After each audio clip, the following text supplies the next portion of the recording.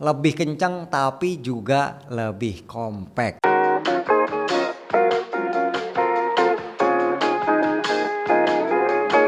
Bismillah, alhamdulillah kita ketemu lagi bareng gua Romi. Nggak tahu ada angin apa ya. Tahu-tahu Vivo memperkompak size layar V70. Sebelumnya V60 6,77 inci, sekarang V70 6,59 inci. Enak sih ya, jadi lebih compact.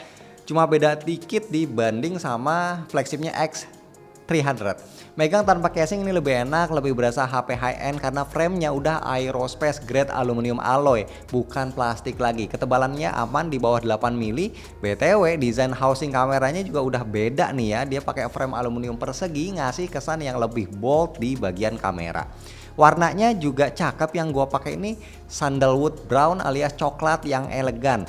Cuma sayang, casingnya ini biasa banget. Nih, kayak gini ya. Kalau dikasih style case yang lebih tipis harusnya bakal lebih mantap dan harusnya juga tetap aman. Secara bodinya nih punya sertifikasi Tough Armor, drop resistant sama IP6869, kuat semprotan water jet dan tahan air 24 jam. FYI, HP ini punya infrared blaster di atas. Untuk slot kartu ada di bawah, bisa nampung 2 SIM bersamaan tanpa slot micro SD dan bisa ditambah 1 eSIM lagi, jadi totalnya bisa nampung 3 nomor. Next, gua mau bahas kameranya dulu ya, karena ini menarik. Secara spek, setupnya sama kayak V60, main kamera Zeiss 50 megapiksel Sony LYT700V ditambah OIS, terus ada Zeiss 50 megapiksel telefoto Sony IMX882 sama super wide angle 8 megapiksel. Nah, walaupun speknya sama, tapi kemampuannya ini udah di-upgrade ya, khususnya buat yang hobi traveling. Vivo ngasih AI Travel Portrait, pengembangan dari AI Four Seasons yang ada di V60. Pas foto pakai mode portrait, sekarang kita bisa ubah kondisi langit beserta atmosfernya, sekalian bisa hapus foto bom yang mengganggu, termasuk bisa koreksi komposisi foto kayak yang teman-teman lihat sekarang ini. Pokoknya hasilnya ini dijamin cetar.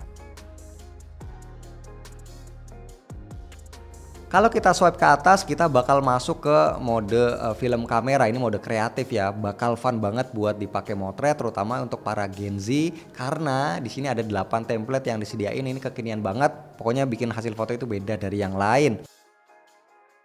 Terus sekarang juga ada AI stage mode kayak di Vivo X series ya, buat foto konser. Toggle focal length-nya ini dikasih beragam, mulai dari 1 kali sampai 20 kali, yang masih bisa dipentokin lagi ke 100 kali zoom.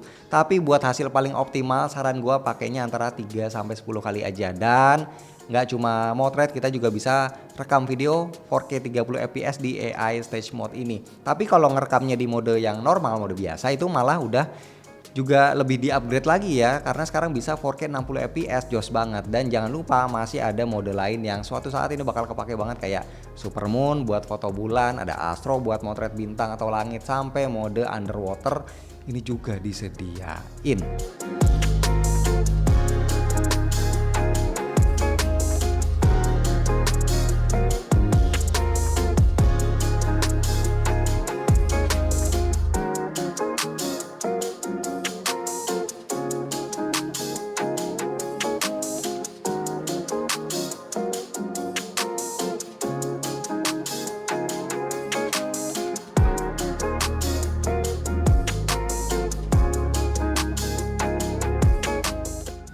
Oke, ini gue lagi ngetes kamera depan dari V70 ini. Dia bisa 4K 60 fps ya.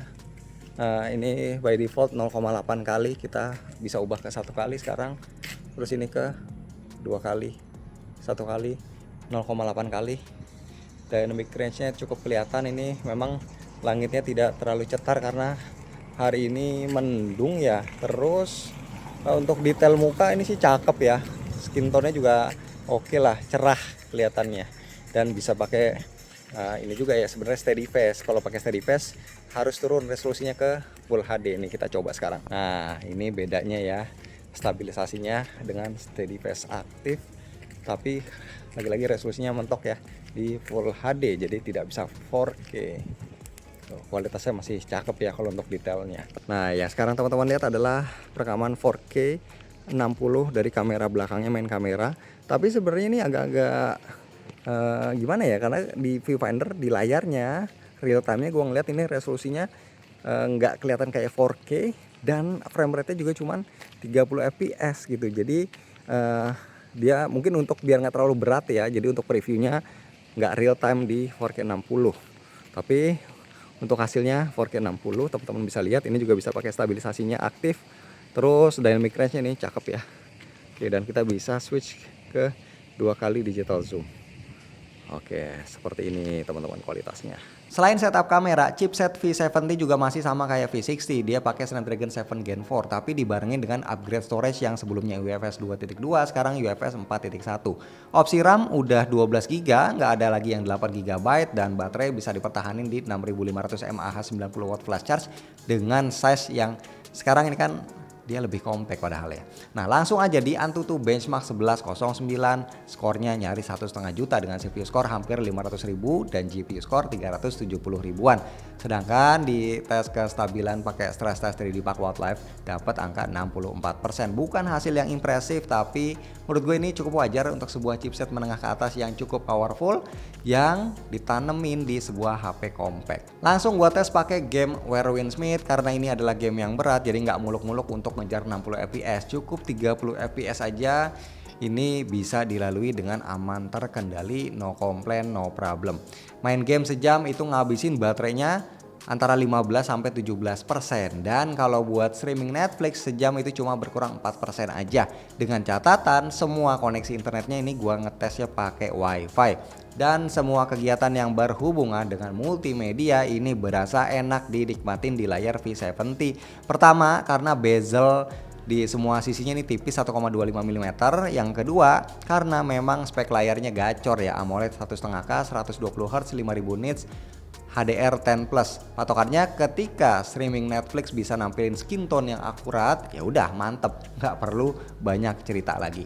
Nah di layar ini juga ada fingerprint under display yang speed dan akurasinya sengada lawan, asli effortless banget. Proses unlocknya itu bener-bener satset. Cuma memang kalau dari sisi speaker dia masih perlu peningkatan sebenarnya. Soal stereo ini aman, kelantangan juga masih dalam takaran yang oke, clarity juga oke. Kurangnya itu ada di bassnya aja yang berasa tipis. Jadi kalau dipakai dengerin musik ini kurang greget, tapi kalau buat nonton film ataupun main game so far fine-fine aja. Terakhir untuk OS, V70 udah dapat update Origin OS 6 dengan basis Android 16, ini mantep. Origin OS 6 sendiri lumayan ngasih banyak fitur ya, mulai dari Origin Island untuk jadiin poninya buat shortcut transfer file atau music player. Terus ada Office Kit buat connect antar device, ada One Tap Transfer buat sharing file, dan level kustomisasinya ini juga luas. Dan ada kolaborasi Flipkart juga ya sama PopMart Ziziga. Nah pilihan icon stylenya ini banyak, temanya cakep-cakep. Pokoknya kustomisasinya ini mantap, termasuk lock screennya juga next level ya, termasuk bisa pakai video nih di sini di lock screen, bukan cuma gambar. Dan untuk AOD-nya juga bisa di set nyala terus, bukan cuma beberapa detik aja terus mati. Nah kesimpulannya kehadiran V70 tahun ini harusnya bisa jadi suksesor yang baik buat V60. Chipsetnya masih sama tapi dikasih RAM 12GB. Setup kameranya masih sama tapi dikasih skill yang lebih jago. Ya intinya jarang ada HP mid to high yang compact, good looking sekaligus juga strong kayak gini.